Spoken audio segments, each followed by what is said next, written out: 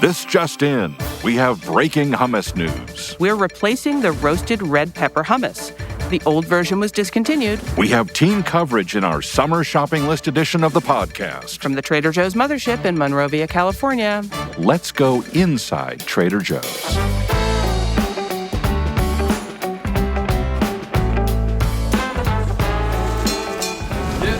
I'm Tara Miller, Director of Words and Phrases and Clauses. And I'm Matt Sloan, the Marketing Product Guy. For those keeping score at home, there will be 11 new products in this episode and 7 returning products. Of course, there are lots of other products that we won't get to on this podcast, so take a walk down the aisle of your neighborhood Trader Joe's and see what we missed. We have a new version of a returning favorite, the roasted red pepper hummus. Why did we go for a new version here, Matt? One of the relentless themes of our business framed up in a word, Kaizen. Ever better, ever improving. And the idea of a roasted red pepper hummus is pretty basic these days, actually. And looking at customer reaction to the version we were offering and what were, frankly, declining sales, we thought we could do better. So we thought we'd go back to the hummus drawing board and work on a new version. It's different from the previous version in that version was just a creamy hummus. Sort of a homogenized, blended thing. In this version, it is topped with kind of a roasted red pepper relish of sorts on the top. It smells so good. If you like roasted red peppers, that is. You want to try it, Matt? Sure, I don't know if you're sure. a roasted red pepper fan. And, topped hummus is not a brand new thing. We certainly didn't invent it. You can dig through the layers. You can stir them like an upside-down version of fruit on the bottom, but it's pepper on top hummus. I have to say, it kind of looks fancy. I have to say, it is absolutely delicious. This time of year, we are all about frozen desserts. And I don't mean frozen desserts that you then have to heat up somewhere or thaw. I'm talking about things that you eat frozen. Got it. And we have a bunch of stuff. So let's start with the returning products because I think these are exciting for people to see come back. The first one is the tangerine cream bars, and it's kind of like a classic summer dessert. Very much so. With a twist. Yeah. A tangerine twist. Yeah. So instead of orange juice, tangerine juice. Right, with a creamy, ice creamy-like center on a stick. Okay, what's next? What's next coming back? Ube mochi, of course. Awesome. Ube products, the purple sweet potato that people just can't seem to get enough of, perfectly presented here in mochi. Mochi ice cream that is wrapped with mochi. Mochi is pounded sweet glutinous rice that gives that really nice springy, chewy texture. We talk about them being made with glutinous rice. There is no gluten. Good point. In the products, right? So it's glutinous meaning sticky, but not glutinous meaning containing gluten. The ube flavor in this mochi is sweet. It's a subtle flavor. It's a captivatingly just can't describe it kind of taste that maybe that's in part why people love it so much. It's not like chocolate. It's not like vanilla. It's this really interesting thing unto itself, ube. Probably end of June, I think, is when this one will arrive back in the freezer. So be on the lookout for that. We have a new ice cream, s'mores ice cream, graham cracker flavored ice cream with marshmallow and chocolatey swirls. Getting this kind of ice cream just where we wanted it to be was a lot of trial and error. It's not so much a deconstructed s'more as it is a mixed up ice cream that is absolutely s'more-like in its flavors. And if I'm remembering correctly, in one of the tasting panel iterations, this actually was more of a sweet cream ice cream with graham cracker pieces in it. Mm-hmm. And the graham cracker pieces just got so soggy that it didn't work. You didn't get that flavor. You weren't getting the benefit of any kind of crunch because they didn't hold their texture. And making it into a graham cracker flavored ice cream, that flavor really comes through. Mm-hmm. I just took a bite and you get graham cracker first and foremost, which is exactly what happens when you eat s'mores. This is really delicious, and worth noting at this time that our organic sugar cones are also coming back into stores for the summer. I think they came back sort of in early May. It's great to have a classic sugar cone. There are several types of ice cream cones in the world: sugar cones, cake cones, waffle cones.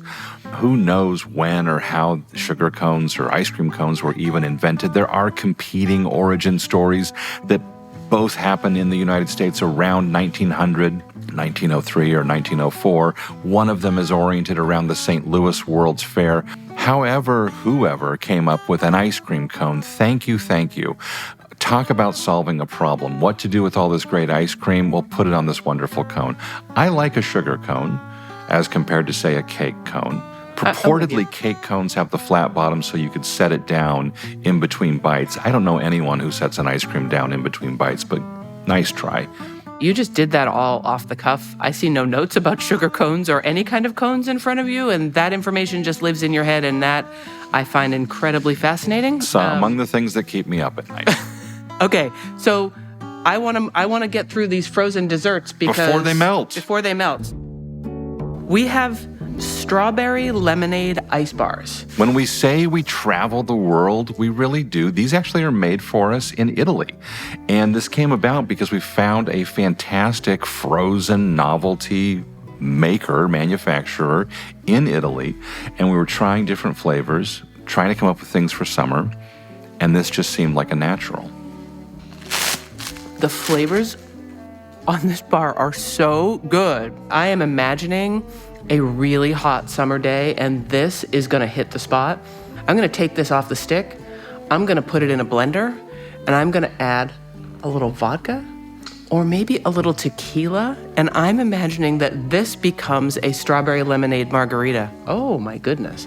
Now I'm thinking, because these are from Italy, maybe I'm walking toward the Trevi Fountain and it's crowded and it's hot and I need to get a little bit of refreshment before I can take a selfie in front of that fountain and sort of elbow my way in. This is what I would reach for. They're expected in stores around the end of June also. There's 6 bars in a box. Okay. Each bar, 45 calories. Really? Man, this was a good way to top off our discussion on frozen desserts.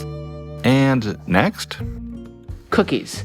And this is a returning product. This is the strawberry lemonade JoJo's. These premiered in our stores last summer.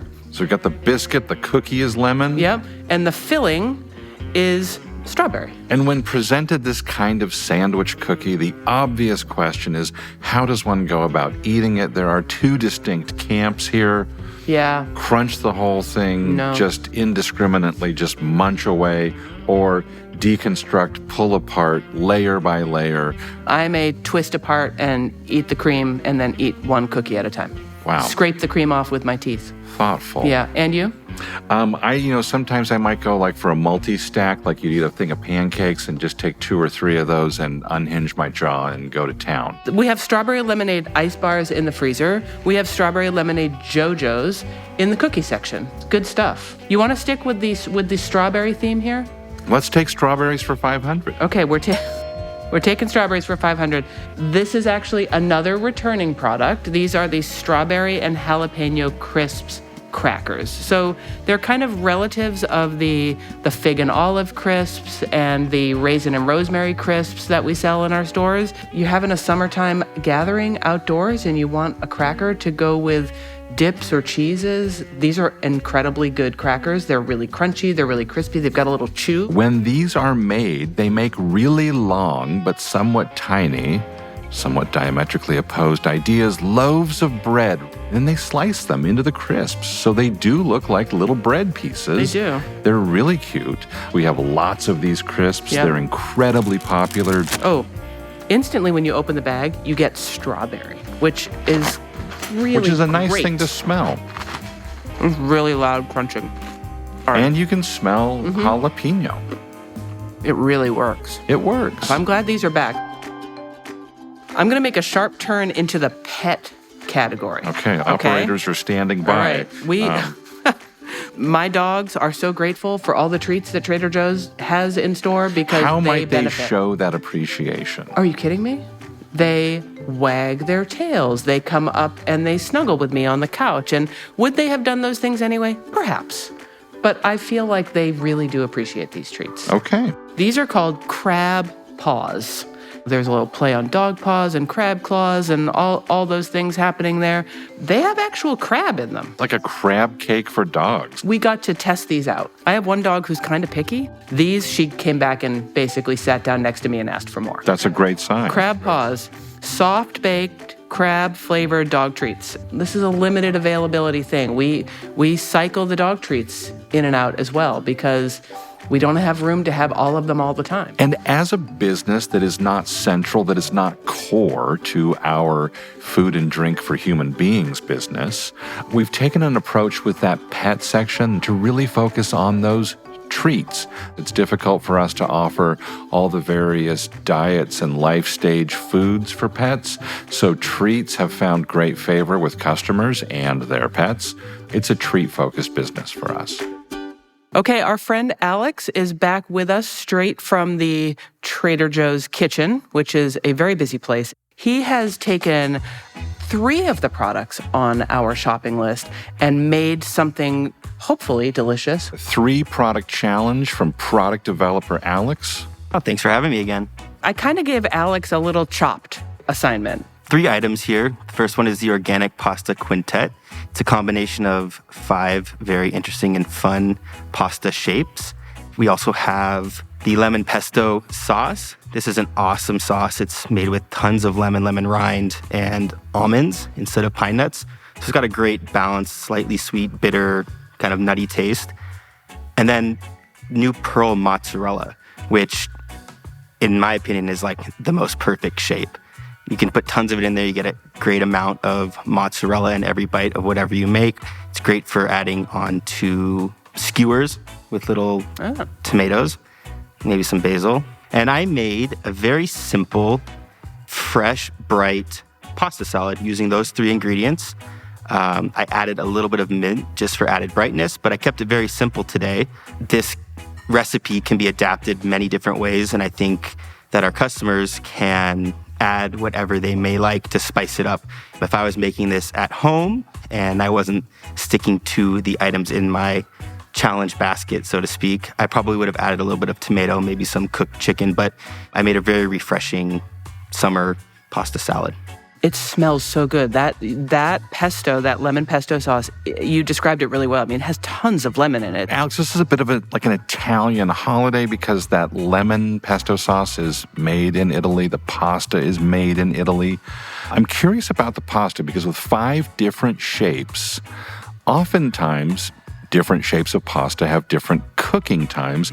My recollection through tasting panel work is that these different shapes were selected to cook in the same amount of time, equally well. Matt, let's noodle around and see what's in this bag. We've got a shell. We've got like a little mini fusilli. We have like We've got rims. It's like sort of macaroni. And then there's the Vesuvio, Say what? I think. Okay, so the that's volcano shape.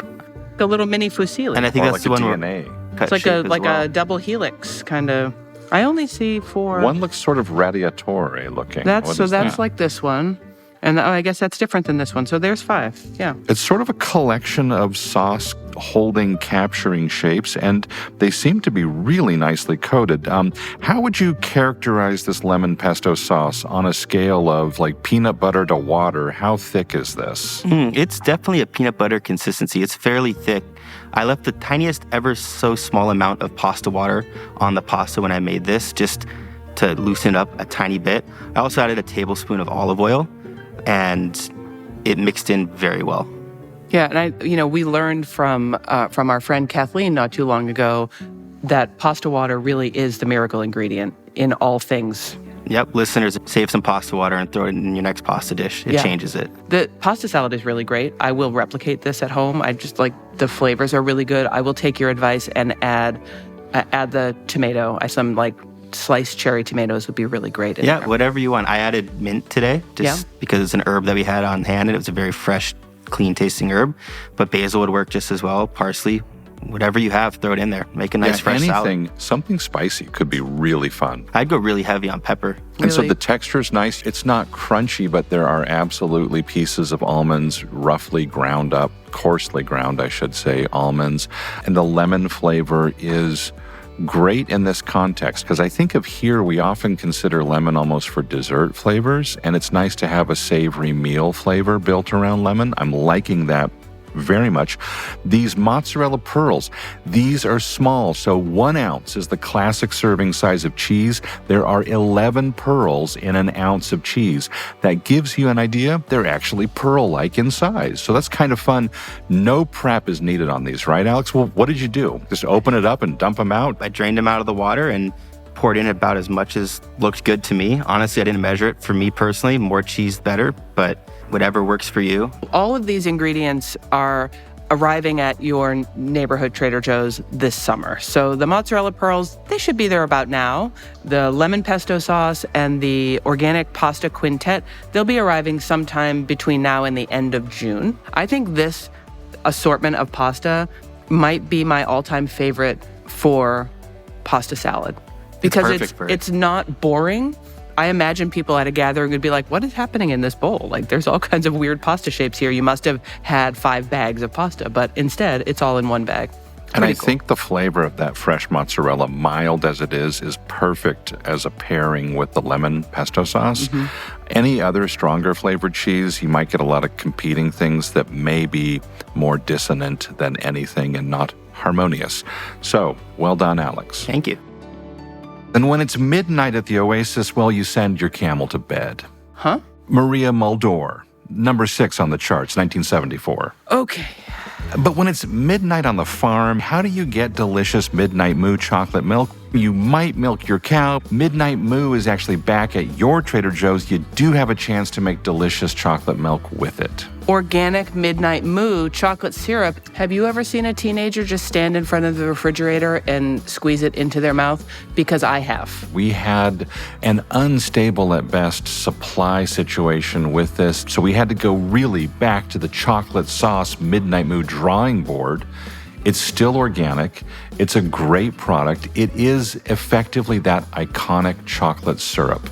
Great over ice cream, wonderful with chocolate milk. You can do lots of things. You can drizzle over cakes and desserts, and it's just a great thing to have back, and I think it's going to find lots of customers happy. That should be arriving back in stores sometime towards the end of June, hopefully. So I'm expecting there's some number of people listening who will say, finally. Yeah.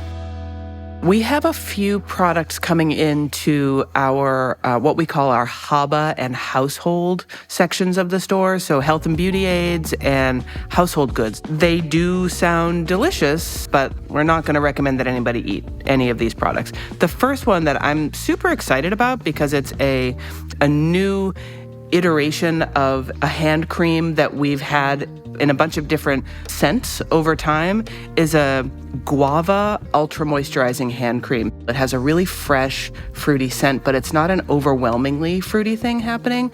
And I love these creams because they just don't leave your hands greasy, but they do moisturize really well. This is the scent that's based on pink guava. So were you to use this and walk into a room, I would bet that someone would say, gee, you smell terrific. What is that scent? It should show up in stores sometime in early July. The other 2 products that we want to talk about in this category are both candles. The returning candle is the mango tangerine, which is one of our perennial favorites, and it comes back in the springtime, late spring, early summer, just for a limited amount of time. And that way we can cycle in a bunch of different scents because we don't have room to sell 10 candles at a time. We just don't have space. And we have a new one coming in this summer that is the result of a contest that we held earlier this year. That is right. Asking customers to choose what they would like our next candle scent to be. And there were 5 options. We couldn't just say, name a scent, right? It had to be something we knew was feasible to accomplish. That would have been really fun and effectively not possible to do. The runaway victor of that candle scent contest was eucalyptus. Runaway Victor sounds like my next video game that I'm going to launch. I will say that a lot of the folks here in the office did not think that eucalyptus was going to be the runaway winner. It should arrive in stores sometime in July. It will say on the candle tin itself that this is the contest winner. So you'll see it. We're in the home stretch here, Matt. We got 4 more things we want to talk about. 4 more things. Okay, where do you want to go first? Well, I spy here with my eye something that I know you're a tremendous fan of this variation on our crunchy chili onion product. This is the crunchy jalapeno lime and onion. I'm excited to see this come back. I fell in love with it immediately when we introduced it last year. If you're familiar with the crunchy chili onion, it really is a jalapeno lime focused take on that. And so good. Wow. I got lucky and I got a few extra jars at the end of last year. So I had some for a while. I put it on scrambled eggs. I put it in rice or cauliflower rice. It just adds the flavor. You know, cauliflower rice is one of those things that I've come to really love, but it really does need some help flavor-wise because it doesn't deliver much, right? Yeah. But it gladly accepts and absorbs the flavors of anything that you put into it. So you can really make it taste like whatever makes you happy. So it's rice cauliflower as the tabula rasa of the kitchen, your blank canvas, the white buffalo. Really tastes good with this crunchy jalapeno lime and onion. I like this on tacos. I'm thinking of a fish taco right this moment, but almost any kind of taco. I would take effectively what is like the starting point for coleslaw, like chopped up cabbage, shredded cabbage. I would mix a couple spoons of this crunchy jalapeno lime and onion with maybe a little splash of apple cider vinegar or rice vinegar, dress that cabbage, put that into a taco. Man, even just as a salad, this could sound wacky to some people, but on fruit, if you have a perfectly ripe Tuscan melon, that thing that kind of looks like a cantaloupe, a little bit of this drizzled on top. Really good stuff. Let's go to another condiment, Sri Lankan organic mango chutney. There's a lot going on here. It is really mango forward. You get mango first. And sometimes in a mango chutney, you get a lot of ginger up front. This one actually doesn't even have ginger in it.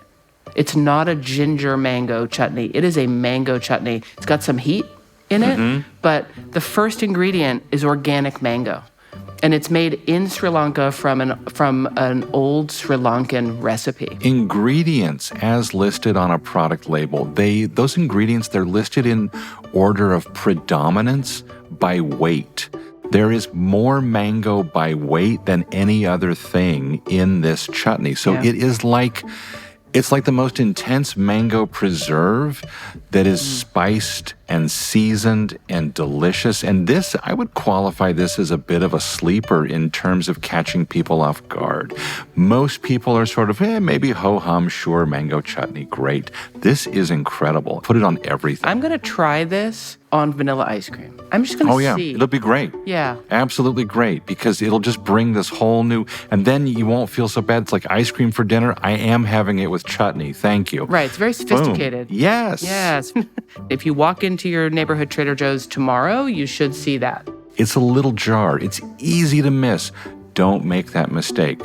Cruise down that aisle. Take your time. You know what? Ask a crew member. Hey, I heard about that mango chutney. You should seek this out. I'm excited for people to try this. You know what else I'm excited for people to try? What's that? We have another pasta coming in for summer. Can't get enough pasta. This is another organic pasta coming from Italy, and it's a cool shape. It's called mafalda corta. They're like maybe an inch long or so, but they look like miniature lasagna noodles. They have little ruffles on the edges. A little ruffle, yeah. But they're short and they're not terribly wide. It's like the suri with the fringe on top, but this is that little tiny, it's like lasagna. Like, they're not scraps. It's like the edge of lasagna. Yeah. This would look good in a baked dish. This would look good in a pasta salad. So, shortcuts and long cuts. This is a shortcut. Long cuts are things like spaghetti, linguine, fettuccine. Shortcuts are things like penne rigate, fusilli. In general, in this country, or at least in our stores, customers seem to like those shortcuts. That's why we went with this shorter version of mafalda, the mafalda corta. This pasta is made with a bronze die. It means the extruder through which the semolina dough is passed has some roughness to it, And if you look at this pasta up close, it's not perfectly smooth. And it's just an amazing way to get the sauce to literally stick to the pasta. Why so many organic pastas? What the heck is going on? This is interesting. Our country has some tariffs, some taxes for certain types of products to come into, to be imported into the United States. Regular conventional pasta has tariff, has taxes. Organic pasta has had different tariff schedule. That's what they call these fee schedules. And so it has a lower tariff barrier. We're able to provide a stronger, more compelling value on organic pasta as compared to the marketplace. That's a good reason why we have so many organic pastas. And our organic pastas are a fantastic value. Unbelievable. And they're so good. The Mafalda Corta, you should be able to buy it at your neighborhood Trader Joe's right now. Excited about it. Matt, we are down to our last product. And then there was one. Bring us home, Matt. And that item is from our candy category, a chocolate treat. Here we go, Trader Joe's dark chocolate pineapple sticks. You got all kinds of textural contrasts here. The slight snap of that chocolate coating, the really interestingly squishy and fun fruit jelly like pineapple center. The pineapple flavor on this thing is unbelievable. This is a really fun candy. This is kind of a variation on things like chocolate orange sticks, chocolate raspberry sticks. We've had a chocolate watermelon stick. Yep, I opened the bag yesterday because I was really curious about how these tasted, and it took all of my willpower to close the bag and not eat them all before we started this recording today. This is a fun thing. It will be launching in stores in the candy aisle in like the beginning of July. They are a limited, seasonally available item, so when you see them, grab them because they may not be there the next time you come into the store. Wow, what a list. I really love the summer products from Trader Joe's. I can't wait to kick back, sip some iced tea, and just watch the lawn grow. Feel free to leave us a rating or review on your favorite podcast app. Or complain about our chewing noises. And hit that free follow or subscribe button. It is free and worth every penny. Until next time, thanks for listening. Have a great summer, and thanks for listening.